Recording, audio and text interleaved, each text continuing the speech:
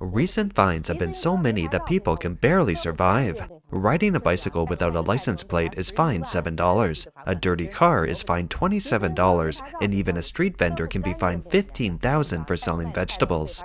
Is this an attempt to get rich by fining people? On the Guangzhou-Taishan Expressway in Guangdong Province, the authorities issued a total of 620,000 fines at one intersection. Let's take a look. We'll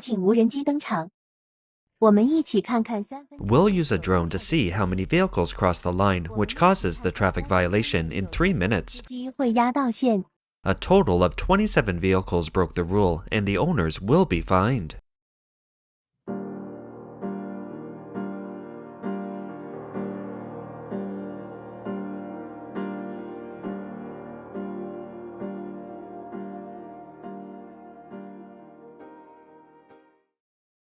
As the Chinese economy slows, local governments are under enormous financial pressure. In order to increase revenue, police impose heavy fines on drivers, hawkers, and store owners. At the same time, the economic downturn has led to pay cuts and layoffs everywhere, and Beijing is no exception.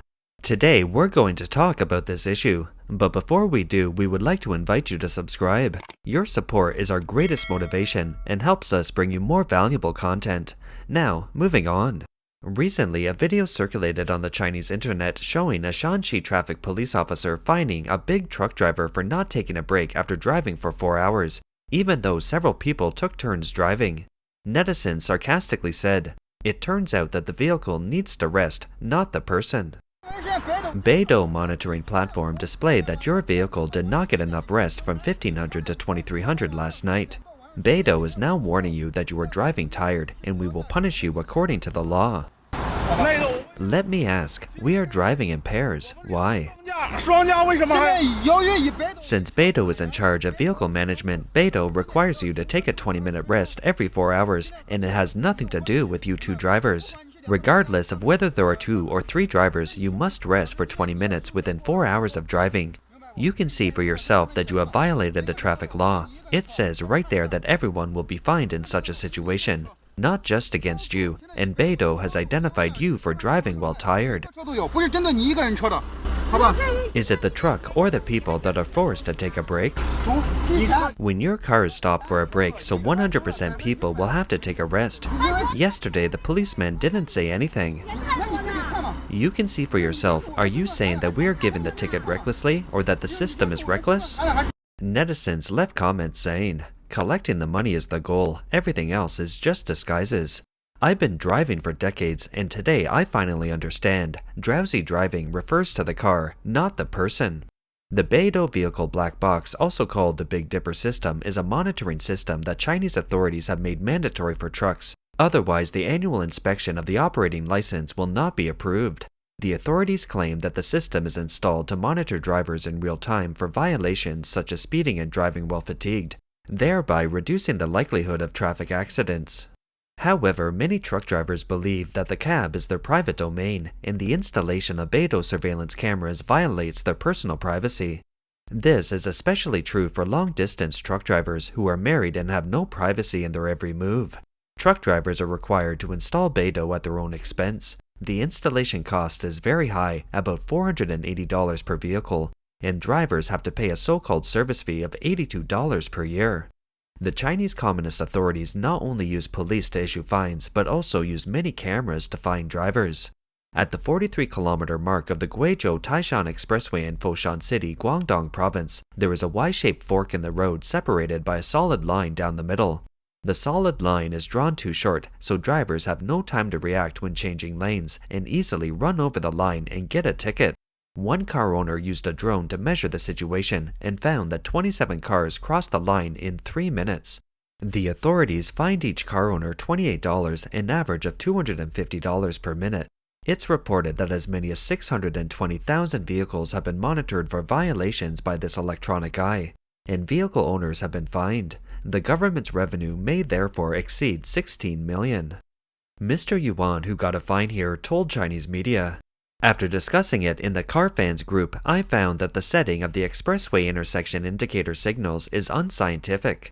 If you want to avoid breaking the rule, you have to stay in the left lane, otherwise it will be too late when you notice it, and you will not only have to pay $27 but also get 3 points deducted. A reporter went to investigate and found that at this Y-shaped intersection, the road signs all indicate straight ahead, and there is no prompt for drivers to change lanes in advance. If the driver is passing this place for the first time and is not familiar with the situation, he will have to change lanes and then will be against the rules. Another driver, Mr. Ye, said he was also fined here. I felt something was wrong when I crossed the line that day. How could the road be designed like this? There are not enough prompts and the design does not take into account actual driving habits at all. It also happens to be uphill, so by the time I saw the solid line, it was too late. In response, the Foshan Public Security Traffic Police Department stated that the signs and lines on the above section of the road were put into use after passing inspection and approval. Many netizens describe this as a trap that is turned into a money printing machine for the local government. From time to time, cases of small offenses resulting in heavy penalties have happened. A restaurant in Xiamen City, Fujian Province was fined $140,000 for using a taxi to pick up customers. The person in charge of the restaurant made an agreement with the taxi drivers in the area that if the driver brought a passenger to the restaurant to eat, they would pay the driver a reward of 70 cents to $3. On July 19th, the District Market Supervision and Administration Bureau of the city issued an administrative penalty notice.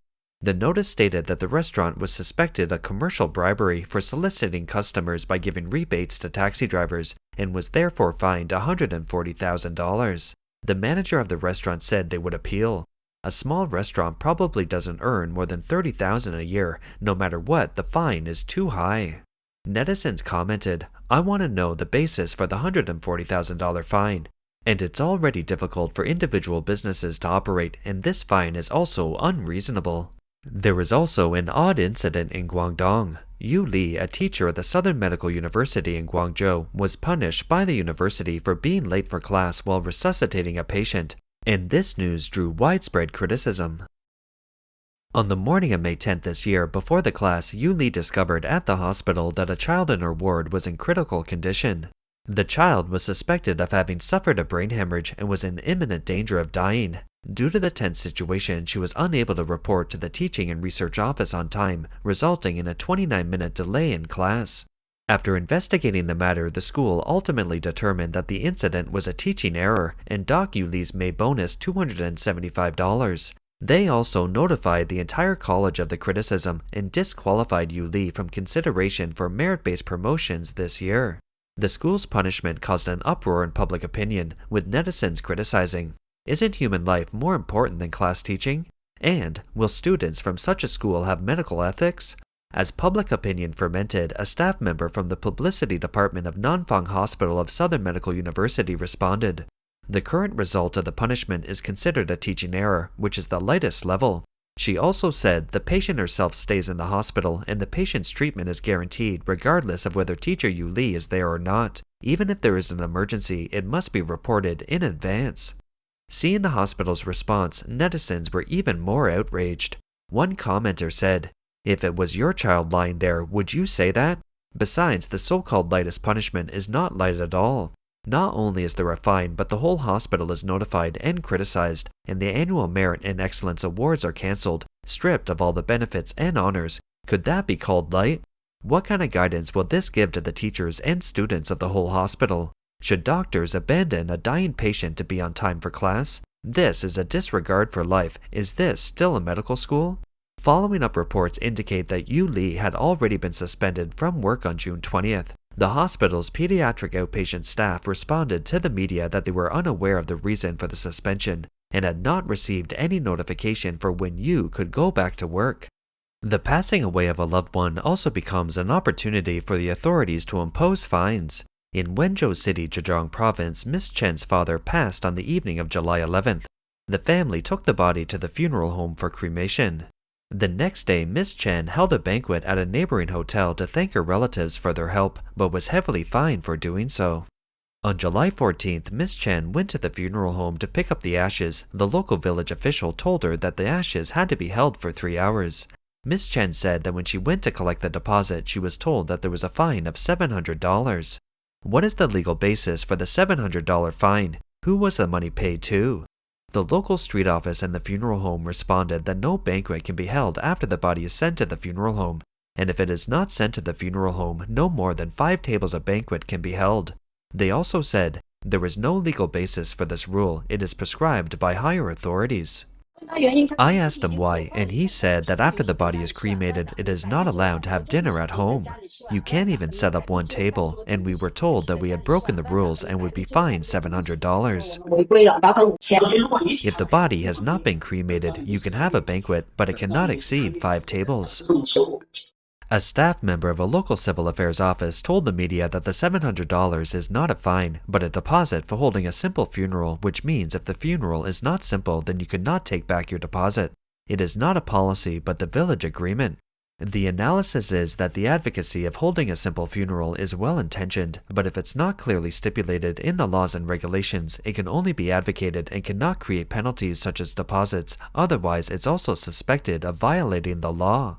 After this matter was revealed, it triggered a flood of criticism from mainland netizens. Some said, this is ridiculous. The Yueching official even said that it was the order and request of the higher leadership the other day.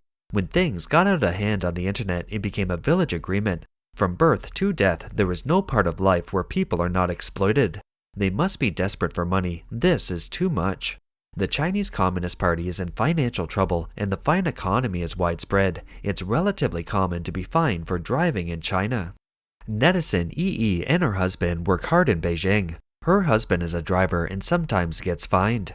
Her husband provides chartered services, picking up guests at the hotel in the morning, accompanying them throughout the day, and dropping them off at the hotel in the evening. My husband came home upset yesterday and told me he had been fined $206. When I asked him why, he said they were all fines for traffic violations.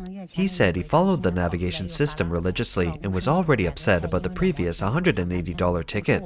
My husband is the type of person who will bargain over 20 cents when buying groceries. I said I would make the reimbursement for these tickets, but he was still unhappy and said he would have to drive around more to earn back the fines. I got angry when I heard this. How many hours a day does he drive? Doesn't he want to keep his life? I know he works hard to earn money, but this isn't the way to do it. I told him to come home early and rest for these few days. From the 28th of September to the 8th of October, we have private orders, and 2 of them want to see raising the national flag, which means he can't go back home for 1 day and 1 night. So I told him, you need to rest more these 2 days because the next few days will be especially busy. Since our private job includes a pick-up and drop-off service, we will pick up the client from the hotel in the morning and drop him off at the hotel in the evening and accompany him throughout the day. There will be a lot of traffic on the National Day holiday and the roads will definitely be busy, so we will have to leave the hotel early. My husband's car is not allowed to drive in the city on Friday. October 4th is a Friday, and if the time in the city is overtime, he will definitely be fined $42. This is something that cannot be helped, and my husband can accept it. It took me half a day talking him around, and finally he felt a little better.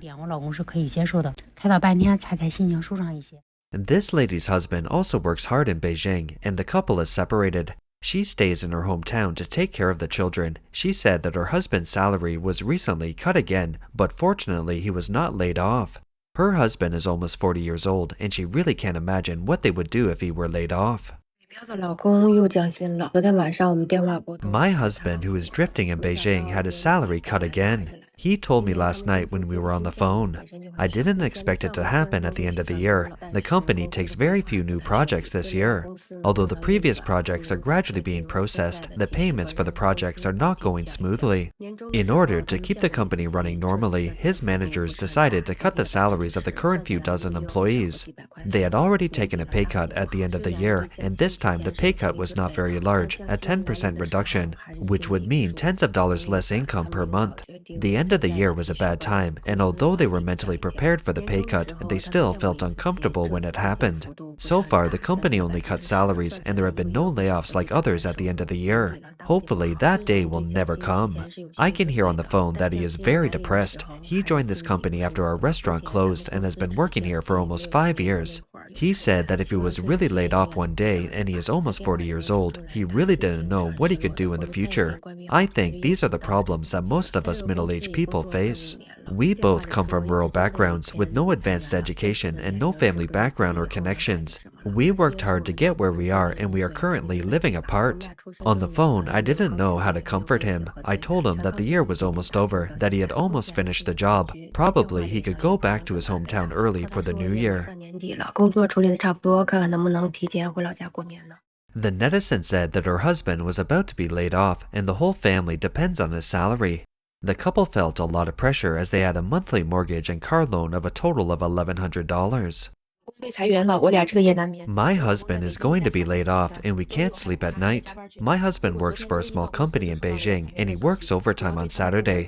When he went to the company on Monday, he was told that he was being laid off. The layoffs were mainly in his department and he was told to hand in his work properly and leave work that day. Yesterday, when my husband came home from work, he told me about it. I could feel that he was very lost and worried. After all, I am now a full-time housewife with no income, and the whole family depends on him. The mortgage and car loan alone cost $1,100 per month. This unexpected change really hit our family. We have been living in Beijing for 7 or 8 years, and now we have our own apartment and car. My husband is a programmer, and I've seen his salary rise from hundreds to thousands of dollars. It was really not easy, but I never expected the first layoff of his career. My classmate was laid off a while ago, and it's been 4 months and he still hasn't found a suitable job. Chinese New Year is coming soon, so you can see that layoffs are a big blow to us. How can we face our parents and children? We have overcome the difficulties during the pandemic, but are we going to lose everything because of layoffs? My husband jokingly told me that if there were layoffs, he would be a delivery guy while looking for his professional job. I can feel his stress now. If this were 4 or 5 years ago, he could just accept such change. But now that he's turning 35, he is experiencing the age anxiety that comes with being in the industry. So I comforted him by telling him not to overthink it, that there's always a way out, and that worrying about bad things that haven't happened yet is just causing yourself unnecessary trouble. Is everyone else's work going well? That's all for today. If you enjoy our content, please like, subscribe, leave a comment, and share it with a friend. We appreciate your support, and we'll see you next time.